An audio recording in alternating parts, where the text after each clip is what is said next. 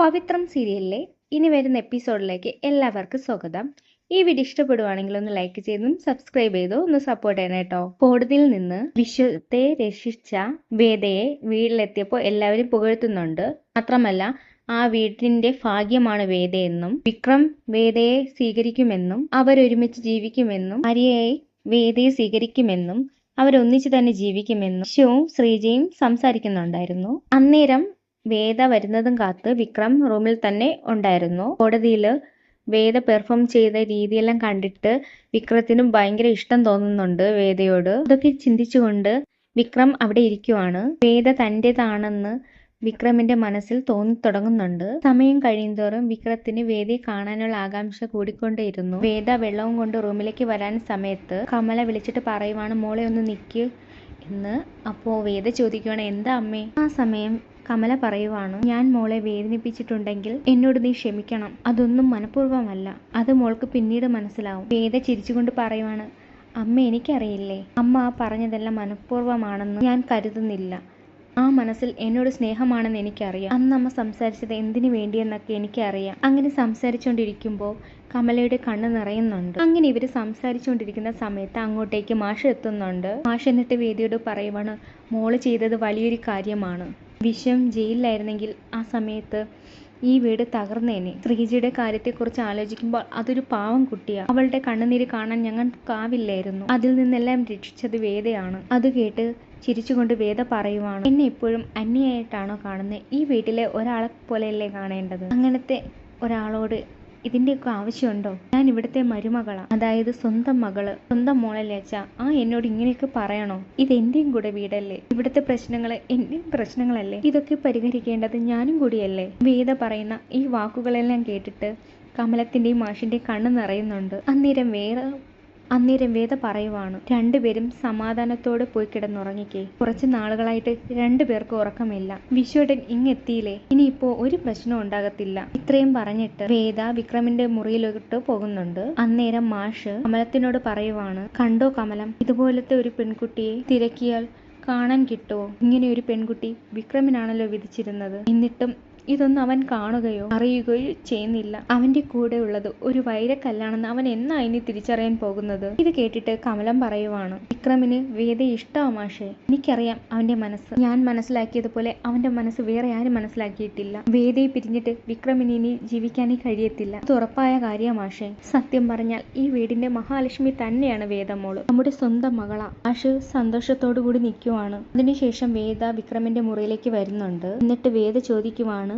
സ്വപ്നലോകത്താണോ? എന്നിട്ട് വേദ വിക്രമയോട് ചോദിക്കുവാണ്, സ്വപ്നലോകത്ത് ഞാനാണോ അതോ ശ്രീനി സാറാണോ? എന്നിട്ട് വിക്രം പറയുവാണ്, ഒന്ന് പോടി, ഞാനൊരു കാര്യം ആലോചിക്കുമായിരുന്നു. കോടതിയിൽ നീ വെച്ച് കസറി നിന്റെ ഏട്ടനെ നീ ഇച്ഛ എണ്ണ വരപ്പിച്ചു. ആ രംഗങ്ങളൊന്ന് കാണേണ്ടത് തന്നെയായിരുന്നു. നിന്റെ ഏട്ടൻ എന്തായാലും ഇത്രയൊന്നും പ്രതീക്ഷിച്ചിട്ടുണ്ടായിരുന്നില്ല. അതൊക്കെ ഓർക്കുമ്പോ എന്റെ കയ്യിലെല്ലാം രോമാഞ്ചം വരുന്നുണ്ട്. ഇത് കേട്ടിട്ട് വേദ പറയുവാണ്, അതൊക്കെ ശരിയാ, ഇതിനെല്ലാം കാരണക്കാരൻ നിങ്ങളല്ലേ. എല്ലാ തെളിവുകളും കണ്ടുപിടിച്ചതും എനിക്ക് കോടതിയിൽ വാദിക്കാൻ കഴിഞ്ഞതും ഇതിനുള്ള ഒരു കോൺഫിഡൻസ് കിട്ടിയതും അതിന്റെ എല്ലാ ഫുൾ ക്രെഡിറ്റ്സ് ഞാൻ നിങ്ങൾക്ക് തരുന്നു. ആ സമയം വിക്രം പറയുവാണ്, അതൊന്നും എനിക്ക് വേണ്ട, നീ തന്നെ അതിന്റെ ക്രെഡിറ്റ്സ് എല്ലാം എടുത്താൽ മതി. ആ സമയം വേദ പറയുവാണ്, വീട്ടിലെ എല്ലാവർക്കും എന്നോട് വളരെ സ്നേഹമാണിപ്പോ. നന്ദിനിയേട്ടത്തിയുടെ സ്വഭാവം അറിയാലോ. എങ്ങനെയെങ്കിലും ഈ കേസിൽ ഞാൻ തോക്കണമെന്നായിരുന്നു നന്ദിനിയേട്ടത്തിയുടെ പ്രാർത്ഥന. പക്ഷെ എനിക്ക് വിനായകൻ ചേട്ടനെ നല്ല സംശയമുണ്ട്. ഏട്ടന്റെ കൂടെ ചേർന്നിട്ടാണോ ഇതെല്ലാം ചെയ്തതെന്ന് എനിക്കതൊരു തോന്നലുണ്ട്. ഇത് ഉറപ്പിക്കാൻ കഴിയില്ല, എന്റെ ഒരു ചെറിയ സംശയമാണ്. അപ്പോൾ വിക്രം പറയുവാണ്, ഏട്ടനെ എനിക്ക് നന്നായിട്ട് അറിയാം. കാശിന് വേണ്ടി അയാൾ എന്ത് ചെയ്യാനും മടിക്കത്തില്ല. അതിനുശേഷം കാണിക്കുന്നതെന്ന് വെച്ചാൽ വേദ ചിരിച്ചുകൊണ്ട് വിക്രത്തിനെ നോക്കിയിരിക്കുവാണ്. ആ സമയം വിക്രം ചോദിക്കുവാണ്, നീ എന്താ ഇങ്ങനെ നോക്കിക്കൊണ്ടിരിക്കുന്നത്? വേദയുടെ ആ നോട്ടമൊക്കെ കണ്ടപ്പോൾ വിക്രമിന് എന്തോ പോലെ തോന്നുന്നുണ്ട്. ആ സമയം വേദ പറയുവാണ്, നമ്മൾ ഒരുമിച്ച് ഏട്ടന്റെ ഓഫീസിൽ തെളിവുകളെല്ലാം മോഷ്ടിക്കാൻ പോയപ്പോ നിങ്ങൾ എന്നെ റൊമാൻറ്റിക് ആയിട്ട് നോക്കിയത് ഓർമ്മയില്ലേ? ഇതൊക്കെ കേട്ടിട്ടാണെങ്കിൽ വിക്രമിന് ദേഷ്യവും വരുന്നുണ്ട്. എന്നെ പറയുവാണ്, മാക്രി, കുറച്ചെങ്കിലും വിവരം ഉണ്ടായിരുന്നെങ്കിൽ നിന്നെ വിവരദോഷിയെന്നെങ്കിലും വിളിക്കാം. ആ അവസ്ഥയിൽ നിന്നെ റൊമാൻറ്റിക് ആയിട്ട് ഞാൻ നോക്കിയെന്നോ? ഒട്ട് പറയാതെ ഒന്ന് പോടി, അല്ലെങ്കിൽ തന്നെ അങ്ങനെ നോക്കാൻ പറ്റിയ മുതല് ചി അല്ലെങ്കിൽ തന്നെ കണ്ടാലും മതി. എന്നെ കണ്ട ആർക്കാടി നോക്കാൻ തോന്നുന്നേ ഒക്കെ പറയുമ്പോൾ വേദ പറയുന്നുണ്ട്, മതി മതി, നിങ്ങൾ വിഷയമൊന്നും മാറ്റാൻ നോക്കണ്ട. എല്ലാം എനിക്കറിയാം. നിങ്ങളുടെ മനസ്സിൽ ഇപ്പോൾ എൻ്റെ അടുത്തുള്ള സ്നേഹം എത്രമാത്രം ഉണ്ടെന്ന് എനിക്ക് നന്നായിട്ട് അറിയാം. അതുകൊണ്ട് തന്നെ നിങ്ങൾ പുറമെ എന്തു പറഞ്ഞാലും എനിക്കത് ഏൽക്കത്തില്ല. മനസ്സിലായോ വിക്രോ? അതിനുശേഷം വിക്രം വേദയെ തന്നെ നോക്കുന്നുണ്ട്. അതിനുശേഷം വേദ ചോദിക്കുവാണ്, ഞാൻ സീരിയസ് ആയിട്ട് ചോദിക്കുക, ഇനിയും എന്തിനാ എന്നോട് ഈ മറവ്, ഈ ഒളിച്ചുകളിയും എല്ലാം ഒന്ന് അവസാനിപ്പിച്ചൂടെ? എന്നോട് സത്യം പറഞ്ഞൂടെ? ഇത് കേട്ട് വിക്രം ചോദിക്കുന്നുണ്ട്, ഞാൻ എന്തു പറയാനാ? അന്നേരം വേദ പറയുവാണ്, ദർശൻ നിങ്ങളെ കാണാൻ വന്നിരുന്നു. എന്നെ തിരിച്ചയച്ചാൽ കേസ് പിൻവലിക്കുമെന്നല്ലേ ശ്രീയേട്ടൻ പറഞ്ഞത്? എന്നിട്ടും നിങ്ങൾ എന്നെ കൊണ്ട് ചെന്നാക്കിയില്ല. അതിഷ്ടം കൊണ്ടല്ലേ? കേട്ട് വിക്രം വേദയെ തന്നെ നോക്കുന്നുണ്ട്. വിക്രമിന് എന്ത് പറയണമെന്ന് അറിയാതെ ചമ്മി ഇരിക്കുവാണ്. അന്നേരം വേദ ചോദിച്ചതെല്ലാം സത്യമാണെന്ന മെട്ടിൽ ഇരിക്കുവാണ് വിക്രം. എന്നിട്ടും വേദ ചോദിക്കുവാണ്, ആ ഇഷ്ടം നിങ്ങൾക്ക് ഇപ്പോൾ മുതലാ തുടങ്ങിയത്? വേദ ഈ പറയുന്നത് കേട്ടിട്ട് വിക്രം അവിടെ നിന്ന് എണീക്കുവാണ്. വേദിയുടെ മുഖത്ത് നോക്കാൻ ചമ്മൽ കാരണം വിക്രം ചിരിച്ചുകൊണ്ട് എണീറ്റ് നിൽക്കുന്നുണ്ട്. എന്നിട്ട് വേദയെ നോക്കി നിൽക്കുന്നുണ്ട്.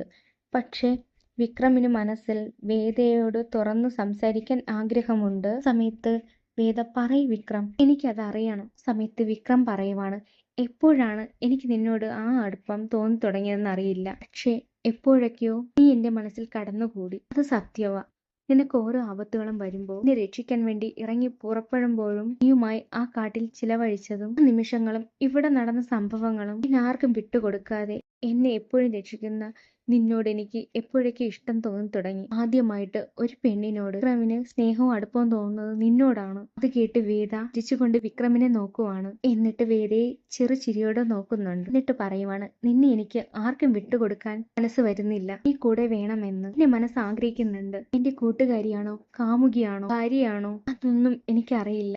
നീ എന്റേതാണെന്ന് മാത്രം എനിക്കറിയാം. വിക്രം പറയുന്ന ഈ വാക്കുകൾ കേട്ടിട്ട് വേദയുടെ കണ്ണ് നിറയുവാണ്. ചിരിച്ചുകൊണ്ട് വേദയുടെ മുന്നിൽ പോയി വിക്രം നിന്നിട്ട് പറയുവാണ്, വേദയെ ഞാൻ എപ്പോഴൊക്കെ ഇഷ്ടപ്പെട്ടു പോയി, അതാണ് സത്യം. ആ സമയം ചെറുതായിട്ടൊന്ന് തല കുനിച്ച് കള്ളച്ചിരിയോടെ ചിരിച്ചുകൊണ്ട് വിക്രമിനെ നോക്കുന്നുണ്ട് വേദ. ആ സമയം വിക്രം ചോദിക്കുവാണ്, എന്താ നിനക്ക് നാണം വന്നു? എന്നിട്ട് രണ്ടുപേരും ചിരിച്ചുകൊണ്ട് നിൽക്കുവാണേ. അന്നേരം ഉറങ്ങാതെ നന്ദിനി വേദയോടുള്ള ദേഷ്യവും അടക്കി പിടിച്ചുകൊണ്ട് ഉറങ്ങാനാവാതെ ഇരിക്കുന്നുണ്ട്. അന്നേരം വിനായകൻ ഉറങ്ങുന്നത് കണ്ടിട്ട് തട്ടി വിളിക്കുന്നുണ്ട് നന്ദിനി. എന്നിട്ട് പറയുവാണ്, ഏട്ടന്റെ കയ്യിൽ നിന്ന് അടിയും വാങ്ങിയിട്ട് കിടന്നുറങ്ങുന്നു, ശരി നാണമില്ലേ? അന്നേരം വിനായകൻ പറയുവാണ്, നിനക്ക് എന്താടി വട്ടാണോ? രാത്രി ഉറങ്ങാനും സമ്മതിക്കത്തില്ല, എന്താണ് കിടന്നുറങ്ങടി? നേരെ നന്ദിനി പറയുവാണ്, ഇല്ല വിനയേട്ടാ, ഞാൻ ആ വേദയെ വെറുതെ വിടത്തില്ല. ഈ വീട്ടിലെ നന്മ മരമായി, ഈ വീട്ടിലെ വിളക്കായി അവൾ അങ്ങനെ കത്തി പടരണ്ട.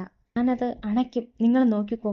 അതിനുശേഷം നന്ദിനി ഫോൺ എടുത്തിട്ട് രാധയെ വിളിക്കുന്നുണ്ട്. എന്നിട്ട് രാധയോട് പറയുവാണ്, നീ ഉറങ്ങിയോ രാധേ? അന്നേരം രാധ ചോദിക്കുക, എന്താ ഇപ്പൊ വിളിച്ചത്? എന്താ അവിടെ എന്തെങ്കിലും പ്രശ്നങ്ങളുണ്ടോ? അന്നേരം നന്ദിനി പറയുവാണ്, നീ അപ്പോ ഒന്നും അറിഞ്ഞില്ലേ? കോടതിയിൽ നിന്ന് വിഷുവിനെ രക്ഷിച്ചുകൊണ്ട് വന്നിരിക്കുന്നു. ഇവിടത്തെ വേദയാ രക്ഷിച്ചത്. ഇപ്പോ എല്ലാവർക്കും അവളെന്ന് വെച്ച ജീവനാ. വിക്രമിനിപ്പോ അവളെ മതി. നിനക്കിനി ഈ വീട്ടിലുള്ളവരുടെയും വിക്രമിന്റെയും മനസ്സിൽ ഒരു സ്ഥാനവുമില്ല. വിക്രമിനെ നിനക്ക് നഷ്ടപ്പെട്ടു. നീയും അവന്റെ പുറകെ നീ നടക്കണ്ട. കേട്ടിട്ട് രാധ പറയുവാണ്, എന്താ ഇങ്ങനെയൊക്കെ പറയുന്നേ? വിക്രമിനെ ഞാൻ മറക്കാനോ? നന്ദിനി ഏട്ടത്തി അങ്ങനെയല്ലല്ലോ എന്റെ അടുത്ത് പറഞ്ഞത്. വിക്രമിന് ഇഷ്ടമല്ലെന്നും സ്ഥാനം വിക്രമിന് ഞാനേ കാണത്തുള്ളെന്നും നന്ദിനി ഏട്ടത്തില്ലേ എന്നോട് പറഞ്ഞത്? ഇത് കേട്ടിട്ട് നന്ദിനി പറയുവാണ്, അത് ഞാൻ പറഞ്ഞത് സത്യം തന്നെയാ. പക്ഷെ ഇപ്പൊ അങ്ങനെയല്ല ഇപ്പൊ കാര്യങ്ങളുടെ കിടപ്പ്. വിക്രമിനെ വളച്ചൊടിച്ച് വെച്ചേക്കുവല്ലേ ആ വേദ. ഒരുമിച്ച് പ്രതിയെ കണ്ടുപിടിക്കുന്നു, രണ്ടും ഇപ്പൊ ഒറ്റ കെട്ടാ. നീ അവനെ കാണാതെ, നീ അവനോട് സംസാരിക്കാതെ ഇങ്ങനെയൊക്കെ നടന്നാ പിന്നെ എങ്ങനെയാ നിനക്ക് വിക്രമിനെ കിട്ടുന്നേ? അവസാനം നീ കരയേണ്ടി വരും, ഉറപ്പരാതെ. സമയം രാധ ചോദിക്കുന്നുണ്ട്, ഞാൻ എന്ത് ചെയ്യാനാ? വിക്രമിന് എന്നെ കാണുന്നതേ ഇഷ്ടമല്ല, സംസാരിക്കുമ്പോ ഒഴിഞ്ഞു മാറും. വീട്ടിൽ വരാൻ അതും പറ്റത്തില്ല. അശ്വിന് ഇഷ്ടമല്ല, വീട്ടിലെ ആർക്കും ഇപ്പൊ എന്നെ ഇഷ്ടമല്ല. നന്ദിനി ഏട്ടത്തി മാത്രമാ ഞാനും വിക്രം ഒന്നിക്കണമെന്ന് ആഗ്രഹിക്കുന്നത്. ഇത് കേട്ടിട്ട് നന്ദിനി പറയുവാണ്, നിനക്ക് വിക്രമിനെ കിട്ടണമെങ്കിൽ എങ്ങനെയെങ്കിലും വേദയെ ഇവിടെ നിന്ന് തുരത്തണം. ഇതെങ്ങനെ വേണമെന്ന് നീ ആലോചിക്കൂ, അല്ലെങ്കിൽ നീ വിക്രമിനെ മറന്നേക്ക്. ഇത്രയേ എനിക്ക് പറയാനുള്ളൂ. ഞാൻ വെക്കുക. ഇനി എല്ലാം നിന്റെ ഇഷ്ടം. വിക്രമിനെ വേണോ വേണ്ടയോ എന്ന് തീരുമാനിക്കേണ്ടത് ഇനി നീയാണ്. കൈവിട്ട് പോയാൽ പിന്നെ ഒരിക്കലും നിനക്ക് വിക്രമിനെ തിരിച്ചു കിട്ടത്തില്ല, അത് ഉറപ്പാ. നീ ആലോചിക്ക്. ഇത്രയും പറഞ്ഞിട്ട് നന്ദിനി ഫോൺ കട്ട് ചെയ്യുന്നുണ്ട്. എന്നിട്ട് ചിന്തിക്കുവാണ്, ഇനി ഇപ്പോ രാധയെ കൊണ്ട് മാത്രമേ വേദയെ ഇവിടെ നിന്ന് ഓടിക്കാൻ പറ്റത്തുള്ളൂ. അത് ഞാൻ ചെയ്തിരിക്കും, അത് ഉറപ്പാ. സമയം ശപഥം ചെയ്യുന്നുണ്ട് നന്ദിനി, വേദയെ അവിടെ നിന്ന് ഓട്ടിക്കുമെന്ന്. സമയത്ത് തന്നെ വേദയെ എങ്ങനെയെങ്കിലും അവിടെ നിന്ന് മാറ്റണം എന്ന് തന്നെയാണ് നന്ദിനി ആഗ്രഹിക്കുന്നത്. വേദയെ വിക്രമിന്റെ അടുത്ത് നിന്ന് അകറ്റണമെന്നും വേദയുടെ സ്ഥാനത്ത് രാധ വരണമെന്നും എങ്ങനെയെങ്കിലും രാധയെ കൊണ്ട് വിക്രമിനെ സ്വന്തമാക്കിപ്പിക്കണമെന്നും രാധ ആ സമയം മനസ്സിൽ ഉറപ്പിക്കുന്നു. ഏത് വിധേനയും വിക്രത്തിനെ രാധയ്ക്ക് സ്വന്തമാക്കണമെന്ന് തന്നെയാണ് രാധയുടെ ആഗ്രഹം. അതും ആലോചിച്ചുകൊണ്ടിരിക്കുന്നതാണ് ഈ എപ്പിസോഡിൽ കാണിക്കുന്നത്.